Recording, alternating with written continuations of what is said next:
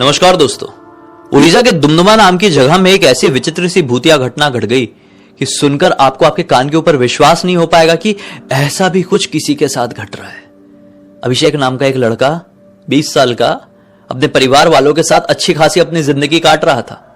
दिनचर्या उसकी कुछ ऐसी थी, सुबह उठता था, अपने कॉलेज जाता था, पढ़ाई लिखाई करके घर आता था, खाना खाता था, थोड़ी पढ़ाई करता था, फिर क्लासेस जाता था, कोचिंग क्लासेस, वहां से पढ़ाई करके आता था, फिर घर आता था, फिर थोड़ा सा घर पे ही अपना टाइम पास किया, फिर खाया पिया, पढ़ाई किया और सो गया।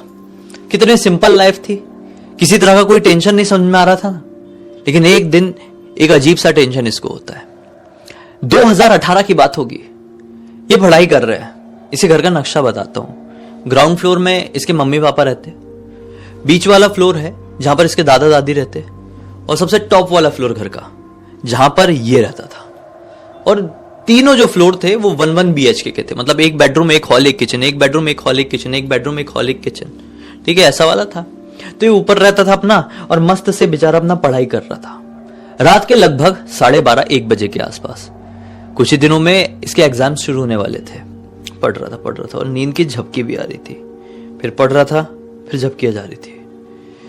ना जाने कितनी देर से इसका यही सीन चल रहा था। अचानक से पढ़ते पढ़ते इसको अंदर वाले कमरे से एक आवाज सुनाई दी।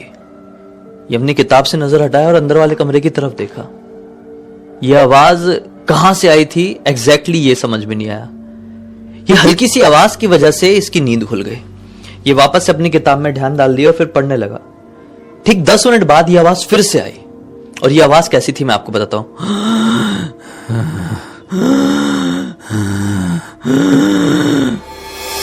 यह हैरान था कि अंदर वाले कमरे से ऐसे जोर जोर से हाफ हाफ के सांसें कौन ले रहा है। अपनी किताब बंद किया और अंदर तरफ देखा। ये अंदर देख ही रहा है प्रॉपर लाइट चालू करके कि सेम टू सेम आवाज इसको बाहर वाले कमरे से आई। बाहर वाला कमरा जहां पर बैठकर मतलब ये पढ़ाई कर रहा था। ये बाहर वाले कमरे में गया, वहां पे भी कुछ नहीं था। और ये जो ऊपर वाला फ्लैट था इसका, वो हर तरफ से बंद था। यहां पर इसके अलावा कोई और मौजूद था ही नहीं। इसने सोचा कि अब मुझे बहुत देर से नींद आ रही है, मुझे वहम हो रहे हैं, अब मुझे सो जाना चाहिए। आपने भी ये चीज कभी नोटिस की होंगे, जब आपको नींद आने लगती ना बहुत ज्यादा, तो आपको ना अजीब अजीब सी आवाजें सुनाई देने लगती होगी। मेरे साथ तो होता है। तो मैं समझ जाता हूं कि अब मुझे सोना चाहिए। तो इसने भी सेम चीज सोचा कि मुझे अजीब अजीब सी आवाजें सुनाई दे रही है, मुझे सो जाना चाहिए। तो किताब बंद किया, लाइट्स वाइट्स बंद किया, अंदर वाले बेडरूम में चले गया, चादर वादर बिछा हुआ था और मस्त से सोने लगा। सोते सोते उसको शायद 1-1.25 घंटे हुए होंगे, लगभग रात के 3 बजे के आसपास। उसे ऐसा फील होता है कि एकदम ऐसा कोई आकर खड़ा है। अब भले ही आप अपनी गहरी नींद में रहें, आप जाग रहे हो या नॉर्मल सो रहे हो, अगर आप आंख बंद है और आपके पास बिल्कुल ऐसा आकर कोई खड़ा हो गया ऐसे मुंह के पास, तो आपको समझ में आ जाएगा कि कोई तो है। किसी ने ऐसा हाथ भी रखा है ना नॉर्मली, तो आपको समझ में आ जाएगा। पता नहीं ये हमारा सिक्स सेंस होता है, ये सेंस होता है कि क्या होता है नहीं मालूम, लेकिन आपको फीलिंग हो जाती है कि कोई सामने खड़ा है। ये गहरी नींद में जरूर था, लेकिन इसको क्लियर फीलिंग आ गई कि बिल्कुल मेरे मुंह के पास कोई खड़ा हुआ है। ये तुरंत अपनी आंख खोलता है। आंख खोलता है तो क्या देखता है कि एकदम इसके मुंह के पास एक काला सा साया था जो जुप से पीछे चले गया। और अब इसके कमरे में धीरे धीरे करके इसके बिस्तर के चारों ओर ऐसा ऐसा ऐसा ऐसा करके मंडरा रहा है काला साया, प्रॉपर 3D शैडो। इसका दिमाग खराब हो गया कि ये क्या चीज है। प्रॉपर जब एकदम आंख खोला और इसके बाजू में ही लाइट ऑन करने की बटन थी, बैठ के हाथ बढ़ा के लाइट ऑन किया तो वो काला साया जुप से गायब, जैसे कि मानो वो अंधेरे का एक इल्यूजन था। ये सोचा कि ये एक ऐसा इल्यूजन हो रहा है मुझे, जब मैं जाग रहा था, थोड़ा थोड़ा पढ़ाई कर रहा था, जब मुझे आवाज सुनाई दे रही थी। अब मैं सोने के लिए आया, मैं गहरी नींद में था, तो मुझे कोई साया दिखाई दिया है। ये क्यों हुआ है? चलो छोड़ो, जाने देता हूं, भगवान का नाम लेता हूं और फिर से प्रॉपरली सोने की कोशिश करता हूं। इसने अपनी करवट बदला, सोने का डायरेक्शन बदल लिया प्रॉपर, और फिर सो गया। इसको नींद आ गई। अगले दिन उठा और दादाजी को सारी बात बताई कि पिछली रात को दादाजी मेरे साथ ऐसा ऐसा हुआ। और फिर दादाजी ने बोले कि यार भाई तेरा वहम हो गया, ऐसा कुछ नहीं होता। ऐसा कुछ होता तो पहले हम घर के बड़े हैं, हमको महसूस होता, तेरी दादी को महसूस होता, तेरे पापा मम्मी को महसूस होता, तुझ तक कोई चीज क्यों आएगी? वो भी सबसे ऊपर वाले कमरे में, नीचे से ही तो होते हुए कोई चीज ऊपर जाएगी बेटा। मतलब इसकी बातों को सबने प्रॉपरली इग्नोर कर दिए। जिसको भी ऐसी लगा कि चलो हो सकता है कभी कभी हमारा दिन खराब रहता है तो दिमाग भी खराब हो जाता है, तो ये उसी दिमाग खराबी का असर रहा होगा। इसने अपना नॉर्मल कॉलेज गया है, आज भी क्लासेस गया है, घर पर आया फिर सो गया। आज जल्दी सो गया था, पढ़ाई नहीं किया, क्योंकि पिछली रात को ज्यादा जागने की और ज्यादा पढ़ाई करने की वजह से दिमाग में डिस्टर्बेंस हो गया था। तो इसने सोचा कि जल्दी सुबह उठ के पढ़ लूंगा, वो ठीक है, 4 बजे उठ जाऊंगा, लेकिन रात तक नहीं जागूंगा। तो ये 11 बजे के आसपास सो गया होगा। सो रहा है, पता नहीं गहरी नींद में ही था, फिर से इसको सेम पिछली रात जैसी फीलिंग आई है कि इसके रूम में कोई तो भी मंडरा रहा है। इसने जैसे ही अपनी आंख खोला ना, आप विश्वास नहीं मानेंगे, इससे थोड़ी दूर पर इसके बेडरूम का दरवाजा था। उस बेडरूम के दरवाजे के पास एक इतना बड़ा चीनी मिट्टी का गुलदस्ता रखा हुआ रहता था। जैसे इसने आंख खोला, आंख खोलते से इसकी नजर पड़ी उसी चीनी मिट्टी के गुलदस्ते की तरफ। लिटरली किसी ने ताकत से वो चीनी मिट्टी का गुलदस्ता उठा के इसकी तरफ ऐसा फेंक के मारा ना, फाट से, कि ना ये किस्मत इसकी इतनी अच्छी थी, इसके पास से तकिया, इसने तकिया से अपने आप को बचाया और वो जो गुलदस्ता था वो तकिया से ऐसा प्रॉपर बाउंस मार के दीवार में लगा है और बहुत जोर के फूटा, बहुत जोर के। हैवी चीनी की मिट्टी का ये गुलदस्ता था, इसको लग गया होता ना तो इसका वहीं पे गेम बच जाता। फिर क्या था, वो आवाज इतनी जोर से हुई कि इसके मम्मी पापा दादा दादी सब भागते हुए ऊपर आ गए और अब ये डर के मारे जोर जोर से चिल्लाने लगा था। ऊपर आ गए और इसने जाकर दरवाजा भी खोला बड़ी हिम्मत से। तो बोले क्या हो गया, क्या हो गया? इसने पूरी बात बताया। बोले यार ये कैसे हो सकता है? बोला ये हुआ है, ये देखो चीनी मिट्टी का गुलदस्ता पड़ा हुआ है। मैं क्या पागल हूं क्या, ऐसे उठा के फेंकूंगा बिना मतलब के? मेरी बात समझने की कोशिश तो करो, कुछ है, मुझे दिखाई दे रहा है, घर पे सुनाई दे रहा है पिछली रात से। तो दादा दादी बोलते कि एक काम कर बेटा, इनको भी थोड़ा सा लगा कि हो सकता है, क्योंकि आवाज बहुत जोर की हुई थी और ये बिना मतलब का अपने घर का गुलदस्ता क्यों तोड़ेगा। दादा दादी ने बोले कि एक काम कर बेटा, तू आज रात हमारे साथ ही सो जा। ये दादा दादी के साथ उस रात सो गया। फिर अगला दिन निकले, ये उस चीज को भुलाने की कोशिश किया, कॉलेज गया, घर आया, घर पे फिर अगर आज दादा दादी के साथ ही सो रहा है। सोते सोते गहरी नींद में है। अब रात में 3 बजे के आसपास दादी की चीखने की आवाज सुनाई दी। दादाजी, लड़के की, अभिषेक की, मतलब तुरंत नींद खोली। क्या हो गया, क्या हो गया? तो दादी बोलती है इस घर में पक्का कुछ है इस घर में। बिस्तर में बैठी बैठी उन्हें चिल्लाई थी। तो दादाजी ने बोले क्या हो गया, तुमको बोलती क्यों नहीं? बोले नहीं, मुझे दिखाई दिया है, बाथरूम की तरफ कोई भाग के दौड़ के गया था, काला काला सा था, आदमी था, वो परछाई जैसी है, आदमी की परछाई। दादाजी बोलते अच्छा ऐसी बात है, तो हम कल सुबह होते से ही एक पंडित जी को बुलाते हैं और घर पे सुंदरकांड का जाप करवाते कल ही, क्योंकि अगर कुछ है तो हम सबको वो चीज नुकसान पहुंचा सकती है। पंडित जी घर पर आए हैं, सुंदरकांड का पाठ किए हैं और पूरे पाठ करते टाइम ना वो कुछ ऐसा लग रहा था कि सेंस कर रहे हैं, कुछ देख पा रहे हैं। वो पाठ करने के बाद घर जाने लगे। घर के बाहर, दहलीज के बाहर कदम रखे हैं और दादाजी को बुलाते हैं और कहते हैं कि देखो इस घर में एक बड़े खतरनाक जिन का साया है, बहुत खतरनाक। कैसे आया है, क्यों आया है, इस चीज का जवाब तो हमारे पास नहीं है। सुंदरकांड पढ़ते तक वो बाहर था, लेकिन हमें अभी भी यकीन होगा कि वो आज नहीं तो कल वो फिर से अंदर घुस जाएगा। यार आप लोग इस चीज को लेकर कोई सख्त कदम उठाओ, इस घर को कुछ समय के लिए खाली कर दो या फिर बड़े रूप में इस घर को बंधवाओ, घर का शुद्धिकरण कराओ। दादाजी बोलते कि ठीक है, अभी तो शांति है ना, मतलब सुंदरकांड हो गया। पुजारी जी बोलते कि हाँ अभी तो ठीक है। पुजारी जी जाते हैं। अब जो दादाजी थे उनके बेटे जी यानी अभिषेक के पापा जी अपने पिताजी से पूछते हैं कि पंडित जी क्या बोले। तो दादाजी क्या कहते हैं अभिषेक के पापा से, यारे कुछ नहीं, पंडित जी प्रॉपर सुंदरकांड करा दिए, देख लिए उनने कि अपन ने उनकी मुंह मांगी, उनको दक्षिणा दे दी है। तो पंडित जी अभी क्या चाह रहे हैं कि अपन उनसे ज्यादा पंडितों को बुलाकर घर का शुद्धिकरण कराए, घर को बनवाए, ताकि वो अपने से और ज्यादा दक्षिणा ले। अपने को ज्यादा ये सारी चीजों में इन्वॉल्व नहीं होना है। सुंदरकांड का पाठ हो गया है, अब घर के अंदर जो भी भूत शैतान होगा वो तो निकल जाएगा। यार वो पंडित जी क्या बोल रहे थे हमारे समझ में तो नहीं आया, हमको नहीं कराना है, सब ठीक है, अभी मन को थोड़ा स्ट्रांग बनाकर रखो। तो अभिषेक के पापा भी ये बात को मान गए और दादाजी तो कन्विंस थे कि अब सब कुछ ठीक हो चुका है। अब दादाजी को और पापा को कन्विंस देखा अभिषेक ने, तो अभिषेक भी इनकी बातों पर कन्विंस हो गया कि घर पर सब कुछ ठीक है और आने वाले 1 हफ्ते तक सब कुछ ठीक भी रहा। ठीक 1 हफ्ते बाद अभिषेक घर पे कुछ दिखाई नहीं दे रहा है, कुछ सुनाई नहीं दे रहा है। अभिषेक अपने कॉलेज में पढ़ाई कर रहे हैं। अचानक से उसका ग्राउंड फ्लोर में ही क्लासरूम था, ठीक है। उसकी नजर पड़ती है क्लासरूम की खिड़की पर। खिड़की के बाहर एक लड़की खड़ी हुई है, एक सुंदर सी लड़की, एकदम नीली आंखों वाली, और इसकी तरफ स्माइल करके देख रही है।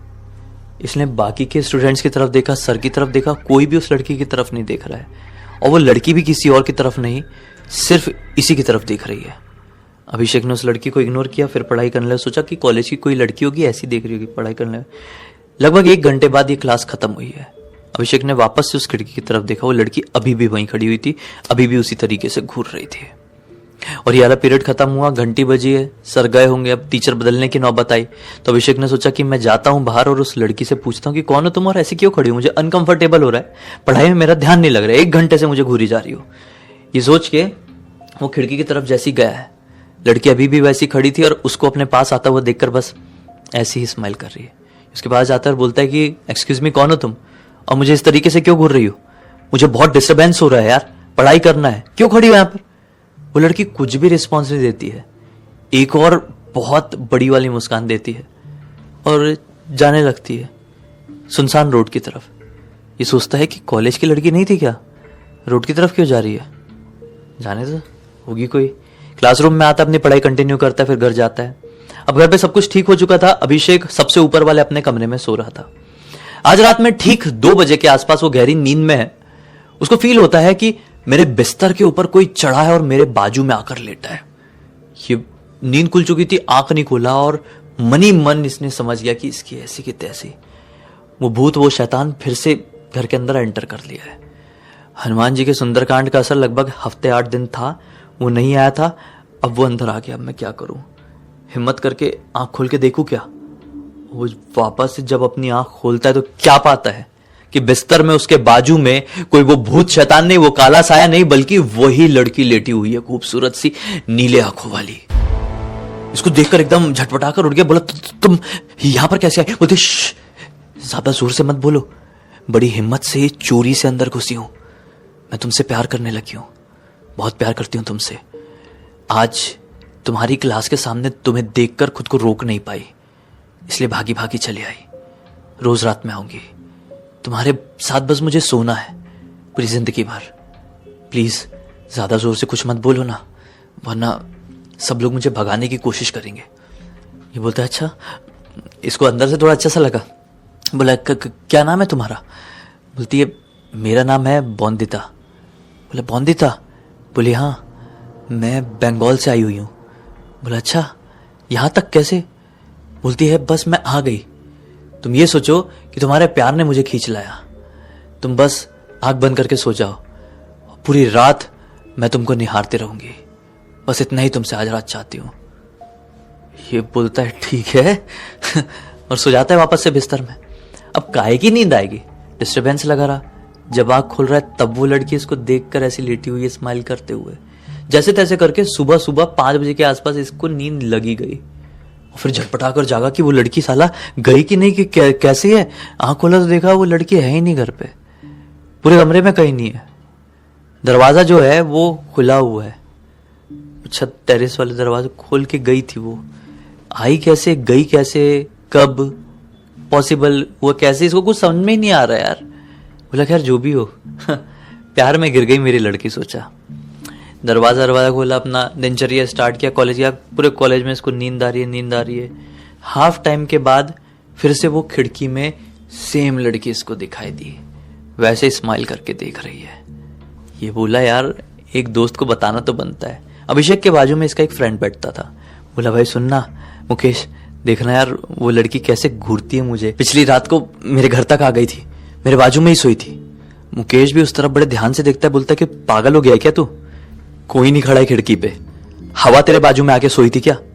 अब ये भी वापस से उस खिड़की की तरफ देखता है तो क्या पाता है कि वो लड़की वहां पर नहीं खड़ी थी।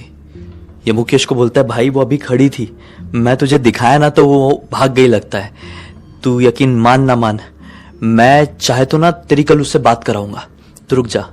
मुकेश बोलता है ठीक है भाई मुझे पढ़ाई करने दे। मुकेश भी थोड़ा पढ़ाकू टाइप का लड़का था, अपनी पढ़ाई में लग गया। फिर रात हुई, फिर उसके बाजू में आकर सोई। ऐसे करते करते करते करते लगभग 20-25 दिन बीत गए। लगभग 25 दिन बाद अभिषेक की मम्मी बोलती है उसको कि अभिषेक तुझे होता क्या जा रहा है, तू अपना शरीर देख, क्या कर रहा है तू, खाना तू नीचे बैठकर हमारे साथ खाता नहीं है, ऊपर अपने कमरे में लेकर जाता है, खाना खा भी रहा है या फिर नहीं।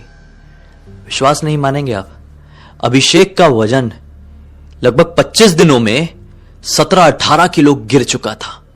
उसकी कंडीशन ऐसी हो गई थी कि वो अपने आप को आईने में देखकर भी पहचान कैसे पा रहा था पता नहीं। आंखें पूरी धंस चुकी थी, गाल पूरे अंदर जा चुके थे, बाल बहुत बुरी तरीके से झड़ चुके थे, और अब ऐसा था कि वो 100 मीटर दौड़ भी देना तो चक्कर खाकर मुंह के बल गिर जाएगा। इसकी कंडीशन बहुत खराब हो गई थी, लेकिन इसको समझ में नहीं आ रहा था। इससे जुड़े हुए हर एक इंसान को यह समझ में आ रहा है कि इसके साथ कुछ प्रॉब्लम है, लेकिन ये समझ नहीं पा रहा। एक दिन इसकी मम्मी बैठी और इसको कसम वसम खिलाकर पूछी, तू खाना ले जाता है तो खाता है कि नहीं, तुझे क्या प्रॉब्लम है, तबीयत खराब लगती है क्या? तो इसने फाइनली बोल दिया कि मुझे मेरी एक फ्रेंड रोज रात में मिलने के लिए आती है। वो मुझसे मिलती है, गले से लगाती है मुझे रात में, और मैं सो जाता हूँ। सुबह जागता हूँ तो बहुत कमजोरी से फील होता है, लेकिन मन में बहुत अच्छा लग रहा होता है। तो मुझे परेशान मत करो, मुझे उसके साथ रहने दो, चाहे कमजोरी लगे या जो भी हो। वो मुझसे बहुत प्यार करती है और मैं भी उससे बहुत प्यार करता हूँ। मम्मी पापा बोलते क्या बात कर रहा है, तेरा दिमाग सही जगह पे है कि नहीं? दादाजी को पता चलता है, दादाजी उससे बात करते हैं, और फिर फाइनली वही पुजारी जी को घर पर बुलाया जाता है। पुजारी जी इसको वहां से भगा देते हैं, घर से बाहर कर देते हैं, और घर के सदस्यों को, अभिषेक के अलावा सभी को बताते हैं कि अभिषेक के पीछे वो खतरनाक जिन्न पड़ी हुई है। जो पहले जो साया दिखाई दे रहा था उसी जिन्न का था। अब वो लड़की का रूप लेकर अभिषेक से मिल रहा है। वो किसी भी कंडीशन में अभिषेक को अपना बनाना चाहता है या चाहती है, वो हमको नहीं मालूम, लेकिन इतना पता है वो एक शैतानी शक्ति है और अभिषेक को अंदर से खोखला कर रही है और हमेशा हमेशा के लिए उसे अपनी दुनिया में लेकर जाएगी। इससे पहले कुछ बहुत बुरा हो, अभिषेक को हमें उसके चंगुल से निकालना ही होगा। हमारे पास कितना समय हमें पता नहीं, आज से ही काम में लगना होगा। तो बस भाई, घर वालों ने परमिशन दे दिए, पुजारी जी आज से ही घर के शुद्धिकरण में लग गए। ये शुद्धिकरण की प्रक्रिया 21 दिन की होने वाली थी। इन 21 दिनों तक लगातार बड़े बड़े विशाल मंत्रों का उच्चारण चल रहा है, अखंड जाप चल रहे हैं, बहुत कुछ हो रहा है घर पे। रोज 5 पंडित ये सब कुछ कर रहे हैं। आने वाले 7 दिनों तक ये सब कुछ नॉर्मल रहा, लेकिन 8वें दिन अभिषेक अपने घर से बाहर निकल गया और अब वो कहीं और रह रहा है, कहीं दूसरे शहर में। किस शहर में हमको इस बात की जानकारी नहीं है, किसी को भी नहीं है। कहां चले गया है, जिंदा है भी या नहीं, लिटरली किसी को कुछ नहीं पता है। इस पूरी की पूरी घटना की जानकारी मुझे किसी और ने नहीं, बल्कि अभिषेक के फ्रेंड मुकेश ने इंस्टाग्राम पर लिखकर भेजा और बोला, भाई पूरी दुनिया को बताओ कि ऐसी ऐसी चीजें भी इस दुनिया में घट जाती है। अभिषेक ने जितना भी कुछ फेस किया था सब कुछ मुकेश को एक दिन बताया था। मुकेश को लगा था कि फालतू टाइम पास कर रहा है, मुझे अपनी पढ़ाई पे फोकस करना चाहिए, लेकिन मुकेश टाइम पास समझते रह गया और अभिषेक कहां चले गया, कहां नहीं, किसी को कुछ नहीं पता। हम प्रार्थना करते हैं कि अगर वो जिंदा है तो वो ठीक ठाक रहे और वो शैतानी आत्मा उसका पीछा छोड़ती हो, नहीं छोड़ी हो तो छोड़ दे। आप भी प्रार्थना कीजिए कमेंट सेक्शन में। इसी एक नोट के साथ अब इस कहानी का अंत करते हैं। अब तक इस वीडियो को देख लिया तो लाइक जरूर कर देना, चैनल को सब्सक्राइब करके बेल आइकन दबा के ऑल